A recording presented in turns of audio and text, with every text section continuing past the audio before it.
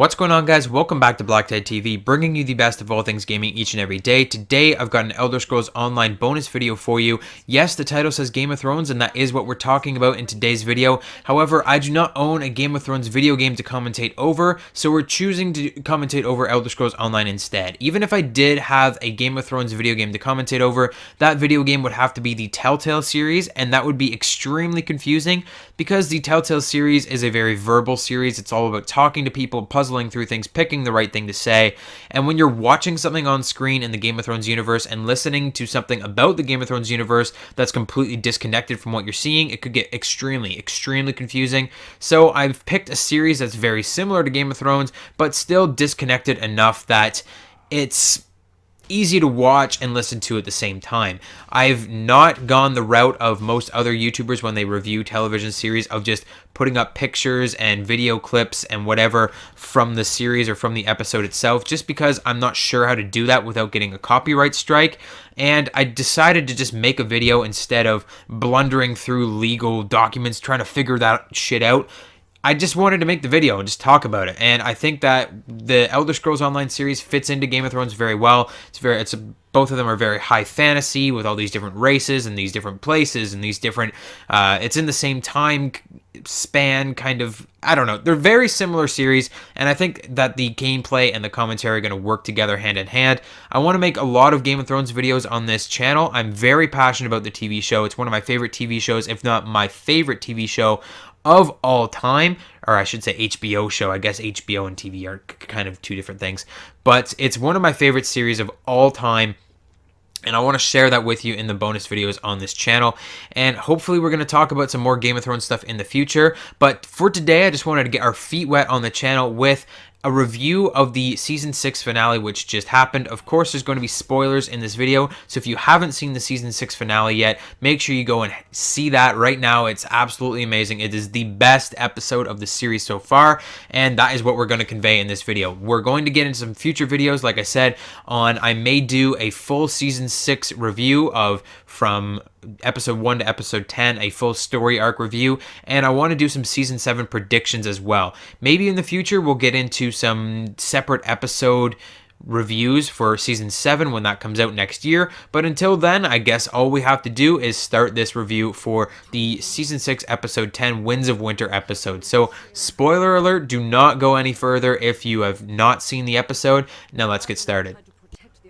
I'd like you to keep in mind as we move through the review in this episode, I'm not going to be keeping to chronological order in how things happen in the episode, as sometimes we jump between story arcs, so we go like 5 minutes over here, 5 minutes over there, 5 minutes over here. Instead of doing that, I'm going to just do it by area. So I'm going to cover everything that happened in King's Landing, then we're going to move somewhere else, somewhere else, somewhere else. So starting with King's Landing, where we did actually start the episode, we get this amazing intro. One of the best intros of any television series of like ever, any television episode ever. This is just an amazing intro. Most of this review, guys, I gotta tell you up front, I'm gonna be freaking out most of this review because this was probably my favorite episode of anything ever. So I've got a lot of things to say about this, and I won't be able to get those things across because I'm already freaking out just trying to remember everything that happened. So we start off with this intro, and it's really eerie. It's like silent, and then we've got this amazing music. The music department did so well on this finale. I'm actually going to link a link to the video where you can just listen to the soundtrack from this intro. I think it's called The Faith of the Seven is what this song is called. Absolutely just chilling. Like, you can listen to it and you'll get goosebumps listening to this song. You don't have to watch the series, like, you don't have to watch the episode to know that something is going down just because of this music that's playing, and it creeps right into your bones. It's like the most amazing soundtrack you've ever heard. So they're playing like this soundtrack, but at the same time they're kind of scattering it with very, very long, deep silences. So we start off and it's really silent, and people are just like putting on their finery. They're putting on their nice outfits and stuff because they're going for Cersei's trial and for Loras Tyrell's trial. So they're being tried. I don't need to review. I don't need to keep you guys up to date on what's happening on the show. Hopefully you are up to date and you've already seen the episode. So basically they're going for their trial at the Great Sept of Baelor. except Queen Cersei and King Tommen are not going. Tommen's about to get ready to go, and he goes to the door, and the mountain's there, and he's just like, for a second, I thought the mountain was going to kill Tommen. From the way you stood there, he just kind of stood there, put his hand's like the whole size of Tommen's face, and he's just like, no, you're not going anywhere, son. And he's just like, okay, like, what's going on? I definitely thought the mountain was going to kill Tommen at this point, but he didn't. That we saved that for a little bit later in the episode. Queen Cersei is not going to her trial. However, we do get the trial of Loras Tyrell, and he admits to what he's done. He gets the thing scratched in his head. He becomes a faith militant now at this point till the end of time, which is, well, I mean, it only lasts about 5 more minutes until he gets killed, because Queen Cersei has devised her epic plan that we've kind of been getting hints at throughout the entire season. Using the wildfire that the Mad King placed under the Great Sept of Baelor, she blows the thing sky high, and the High Sparrow is dead, Mace Tyrell is dead, Loras Tyrell is dead, Marjorie Tyrell is dead, like Kevin Lannister is dead, Lancel Lannister is dead. They basically killed every single character from the King's Landing storyline, and it gives it a sense of finality. Like they're cutting out every single character that isn't important to the end game at this point. Like Cersei, Tommen are the only 2 that survived the explosion that are in King's Landing at the time. And then what happens is Tommen freaks out because his wife is dead, his best buddy, the High Sparrow, is dead, and he just doesn't know what to do with himself, so he jumps out a window. And that came as a shock to everybody. That was insane how that happened. If you were an avid fan of Game of Thrones, you were like, yeah, I could see the explosion happening. It was epic. Like, this epic explosion of CGI was amazing. However, you could see it coming. You knew that something was going to happen. The music is ramping up, and your heart's beating, and you're like, oh, I know something's about to happen. This is going to be amazing. And it happens, and then you're like, okay, now we're going to take a chill pill for the rest of the episode now. But no. Right after that, Tom is just chilling in his study or wherever he is, in his bedroom, his chambers, and he's just looking out the window, and his servant comes and tells him that all this shit went down, and he's just like, okay, gotcha, takes off his crown, and then the camera kind of stays on the window for a second, and you're like, and immediately I was like, no, like, he's not gonna do it. He comes back and just jumps right out the window, and you're just like, damn. So they killed off every single King's Landing character except for Cersei, and of course Jaime comes back at the end of the episode. He arrives back in King's Landing, and he is pissed. Like, you can see it in his face. He's not happy for Queen Cersei now, who is now the queen because there's nobody else to take the throne. She's now the queen, and she's just like, yeah, bitch, I'm the boss now. This is what I always wanted. And he kind of comes back, and he's looking at her, and he's like, I don't even know what to say to you, because if you didn't know, Jaime killed the Mad King because the Mad King threatened to destroy the city with wildfire, which is what Cersei had basically just done at the Sept of Baelor. So it's kind of insane. Like, we're getting Mad Queen Cersei at this point. They're really setting her up to be the main human villain in the next season. She's going to be the big bad, and then we've got, of course, the White Walkers coming in for the War of the Dawn in season 8. So we've got Queen Cersei. Something's going to have to be done about her. We'll save that for my predictions episode coming up very soon. So moving into the Riverlands, we've got the Frey Lannister argument. So we've got, I can't remember what his name is, Lord Frey, let's just call him the old bastard there. And he's talking to Jaime Lannister before Jaime heads back home to King's Landing. And Jaime basically just puts him in his place. After that, we get the most amazing thing ever happening. Like, I did not expect this to happen. I did expect it to happen at some point. I thought it would come in the next season. But Arya shows up out of nowhere. She's wearing another woman's face. She takes it off, and she feeds Lord Frey his sons in a pie that she chopped them up and made a pie out of them.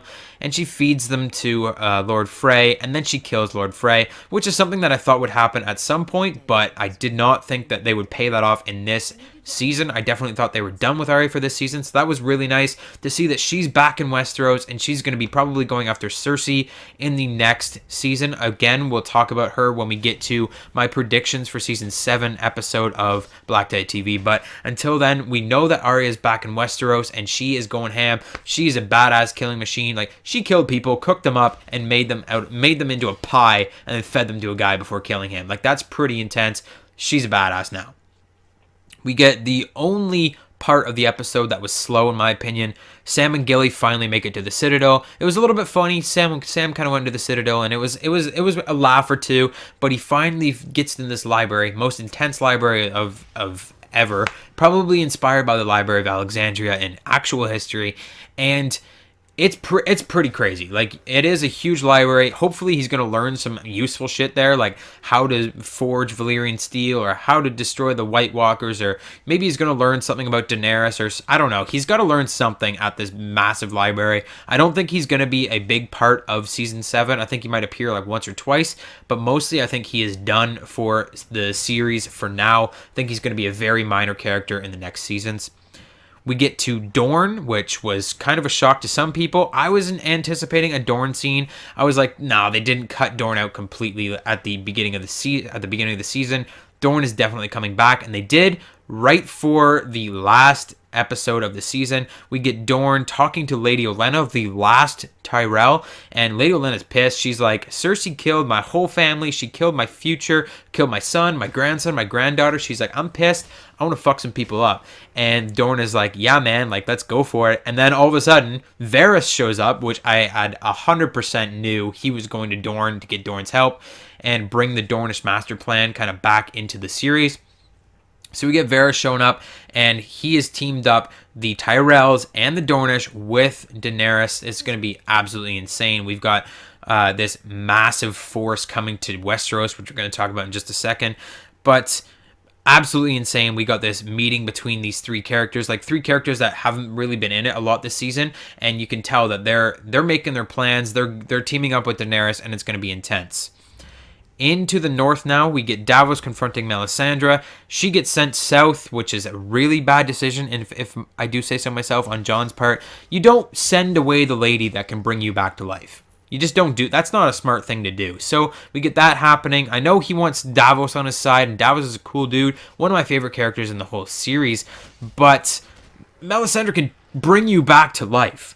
Like, you don't send that chick away. Like, what if you die again? What if you need, like, what if you need a shadow baby assassin to go and kill some people for you? She's the only one that can do that. You don't send her south. That's a stupid idea.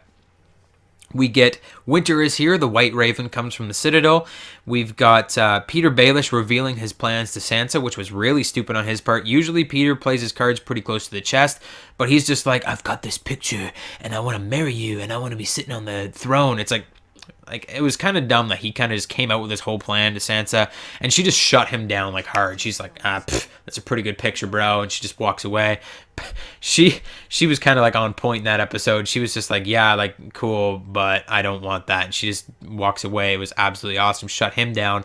But I feel like Peter made a terrible decision in giving up what he's doing in this season, or in the whole series. Basically, he just gives us up to Sansa, and I don't know what she's going to do with that knowledge, but she's kind of like a little Peter Baelish herself with the manipulation that she's getting going in this series. So I mean, she could use that knowledge and really take him down in the future, but it's clear that Peter is he's planning something with the Knights of the Vale. All this King in the North stuff that happened, where Little Bear, Lady Mormont, stands up and makes this speech and is like, yeah, Jon Snow's the King in the North, and the White Wolf and all this stuff, and then you kind of see Peter, and he's like skulking, and he's like, oh, I'm gonna get you, you wascally wabbit, and you know that he's gonna plan something, and he's gonna come back, and that's kind of frightening. But guess we'll have to wait till the next season to see what he's going to do. But he's definitely planning something. Like, he wants to be on the throne. If Jon Snow is the king in the north, well, he can't be the king in the south too. Like, if Jon Snow's the king in the north, then probably what Peter's thinking is, oh, now he's going to go down south. He's going to attack the actual king and all this hoopla. Whereas Peter's probably wrong about that. Like, Peter's not usually wrong, but I feel like he's getting ideas in his head from admitting this thing to Sansa, and now he's doing all this stuff. He's definitely a shady character at this point, and I'm kind of scared of what he might do, what he could jeopardize in the future of the series. We get Bran's visions, the last show of Bran. He's really close to the wall now. I am anticipating another Stark reunion in the next season, but he gets his vision. We finally get like the biggest reveal of all time. It's kind of a reveal that everybody saw coming. R+L=J. Rhaegar Targaryen and Lyanna Stark are Jon Snow's parents. And I love how they did it, how they showed the Azor Ahai kind of reference with the bleeding star. If you didn't recognize that, they actually put a sword, that sword of dawn, down. The dawn is made out of a meteorite, so it shines like a star. It's got a star on the hilt of the sword, and it's covered in blood because it was just used to kill the guy that used to use the sword. And Ned Stark kind of brings it in and he puts it next to the bed. And there's the theory that Azor Ahai, the prince that was promised, is going to be born under a bleeding star. There's your bleeding star. There was a nice little reference there. And then I like how they showed that Jon Snow was the actual, the son of Lyanna Stark. They didn't actually have to say, "This is Lyanna Stark's son, Jon Snow." It was like, no, like they showed the baby and then they transitioned. They played this really amazing, like epic, swelling music, and they fade out and it becomes Jon Snow's face, like Jon Snow now, and everybody collectively lost their minds. It was just like, no, like they just confirmed this shit on live TV. It was just insane. I love how they did that. They didn't have to actually come out and say it. They did it in a way where it was just like, whoa. And it was awesome. Even if you knew it was coming, it was amazing how they did it. That's how they got into the King of the North stuff. Lyanna Mormont makes her speech. And then all we have left to cover is Meereen. So in Meereen, we got Dany dumping Daario. She's like, get out of here. I don't need you anymore. I got to be able to marry some high lord in Westeros so I can make an alliance. By the way, who's the most eligible bachelor in Westeros right now? Is it Jon Snow? I would say it's Jon Snow, but we're going to talk about that in our predictions for Season 7, Season 8 video that I'm going to make in a little bit. But we've got Dany dumping Daario, which kind of throws the Harpy plotline right out the window. Like, she's leaving Esteros, and like, what are we going to do with this whole thing about who's the Harpy? Who's the Harpy? Nobody really cares anymore because we're leaving. So that plotline gets kind of cut, just like the Sand Snake's master plan kind of got cut. But we've got Tyrion named Hand of the Queen, which really touching moment. And then we've got Dany preparing to marry High Lord in Westeros. So after that, we've got the final closing scene, which is just epic. Like the best closing scene we've ever seen. Dany's finally sailing to Westeros. She's on her ship. She's ready to go. We've got thousands of ships, like ships as far as you can see. It's insane. We've got all the sails that you can see on the ships. We've got the Dornish sails. We've got Targaryen sails that they've painted up massed, like really quickly, if I do say so myself. We've got in her army the Greyjoys. We've got the Dornish, the Unsullied, the Dothraki. She's got the Slave Masters' armies that she just took from them when they came to take Meereen. She's got her 3 dragons, of course. And then when she gets to Westeros, the Tyrells are going to team up with her because the Tyrells are already there. So she's got forces on land and by sea, and it's just going to be a massive, massive battle for King's Landing in the next season. I'm really excited for that, although I do think something is going to happen before she actually makes land. I have a feeling there's another Greyjoy out there that's going to want to make a pact with the now Queen Cersei. But we'll talk about that again in our predictions video. That, my friends, is just about it for today's video. We kind of went over how long I expected to be talking, but this was just the best episode of Game of Thrones that has ever been absorbed by my eyeballs. Like, this was absolutely insane from start to finish. I was on the edge of my seat, heart pounding. Like, it was just insane. If you can't appreciate how good this episode was, I don't even know what to say to you, because this was the best. I thought the Battle of the Bastards episode 9 was the best, and I was like, no, there's no way episode 10 can top that. And episode 10 topped it in the first 10 minutes. Like, it was insane. Just the best episode we've ever seen. And I don't have any other words to describe it than that. I think the acting was great. The screenwriting was great. The music was just the most beautiful, like, melodic music I've ever heard in my life. And I think that they really wrapped up a lot of the storylines, a lot of the plot lines. We're ready to go. We're finalizing we're getting the final characters here. We're going into the War for the Dawn. We're funneling out all of the crap that doesn't matter right now, and we're getting into the main characters of the series. And I like how they're doing that. I think it's going to be amazing. Season 7, even though it's going to be apparently there's rumors that Season 7 is going to be a little bit shorter. I'm okay with that because Season 7 is going to be insane. Like, there's going to be so much happening in those 7 or 8 episodes that they said they're going to make. it's just gonna be ridiculous. Like, I don't. We'll talk about that in the predictions video in the future. That's it for today's video, guys. I hope you enjoyed it. If you did, hit the like button. Tell me your predictions for Season 7 in the comment section down below. Tell me what you thought about Episode 10 of Season 6 in the comment section down below. What was your favorite part? I don't know if I already said it, but hit the like button if you enjoyed. Subscribe if you're new to the channel and you want to get some more daily gaming goodness. We do Call of Duty videos every day and bonus videos as much as I can. Like I said, we're going to be doing more Game of Thrones bonus videos, hopefully over Elder Scrolls Online videos. We're going to be doing, like I said, maybe a full Season 6 review as a whole season, and we will also be doing a Season 7 predictions episode. So those are the first 2 episodes that I'm going to start working on right now, and we'll get those out to you as soon as possible. Thanks so much for watching. I hope you enjoyed, and I hope you guys have an awesome night. See you guys tomorrow.